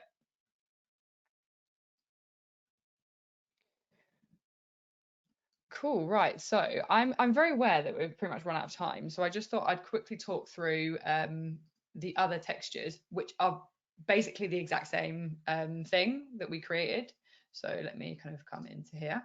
So yeah, so we built our aluminium, we built our glass. So I also created a chrome texture, which was the same way that we created the aluminium. So, we just have a GGX with a layer Fresnel set to chromium. And then, yeah, duplicated the pink plastic to make some white plastic. And then I used the gold. So the gold GGX and then gold preset again inside of here. And then I added another kind of like surface imperfection scratch map to it, and sort of like really dialed these values in, and that was put on our dolphin. And so if you guys have the project file, you'll be able to break these down and have a look at these. And then this wood texture was just another one just taken from inside of the asset browser. Any questions on any of those materials? Yep, we've got one. So how would you deal with the end grain on the shelf? The methods projected that you've used is projecting obviously the same texture on all sides, but if this was a wooden shelf rather than a laminate wood shelf, the end of the board would look different than the side of the face. So how would you deal with that? So you could set up 2 different textures for that if you wanted to. And then you could, so if we come in and if it loads, so if we come into our cube here, you could make it editable and then just set one texture for this part or one for this. So I mean, we could do that. So if I make it editable, I can then come into here, and then I could drag and drop a texture just onto that. So what we would do, you would have another image that would be that looks like end grain, and we would apply that on here instead. Because you can texture various different polygons inside of Cinema 4D with different materials if you want to. So that would be a way of doing it. But If you other did than want like a that, particular kind of different texture yeah, on the end. sorry, other than Isaac asking if we can send the links to the webinar recordings, that's the only question. So well done, Elly. Bombarded with so much information. Yep. Cool. Thank you very Cool. much for all of that. No worries. Right, let me get my thing up again. So yeah, sorry, we're slightly overrunning. You know, that's what we love to do. So I thought I'd really quickly, for everyone who's left, thank you as well for everyone that is here still with us. I thought I would just show or go through the stuff that we're going to be doing next week. So yeah, it's going to be week 4, and we're going to be taking a look at all things to do with animation and dynamics inside the Cinema 4D. So we're going to look at actually how we can animate inside of cinema. So things like keyframing, whether that's manual or auto, as well as looking at some kind of cool camera animating techniques, as well as things like F curves, the timelines of our dope sheet, all of those things. If you don't know what those are, don't worry, we'll absolutely be going through them all next week. Then we're also going to take a look at Cinema 4D's like really powerful dynamic system, in particular things like rigid body tags and collider body tags. And so I did say the new presets, but Matt showed us those today, so we can kind of like scratch that off because we've already had a look at those. And as always, there is going to be a project file, which will be week 4 dynamics. And there'll be a couple of different scenes, I think, that we're going to be taking a look at in the practical part of, yeah, next week's session. So be sure to download those ready. And as always, yeah, thanks to everyone who is here with us and for all of your great questions. It's no, it's really great to be answering those live, and I'm sure it is for everyone else who's watching this recording as well. Thanks to Matt for all your great stuff, as always, all your great knowledge. You're welcome. Thank you for showing what we can do with it. No worries. Yeah, so it's been great, guys, and we'll see you all next week. Yep. See you later. Bye, everyone. Bye.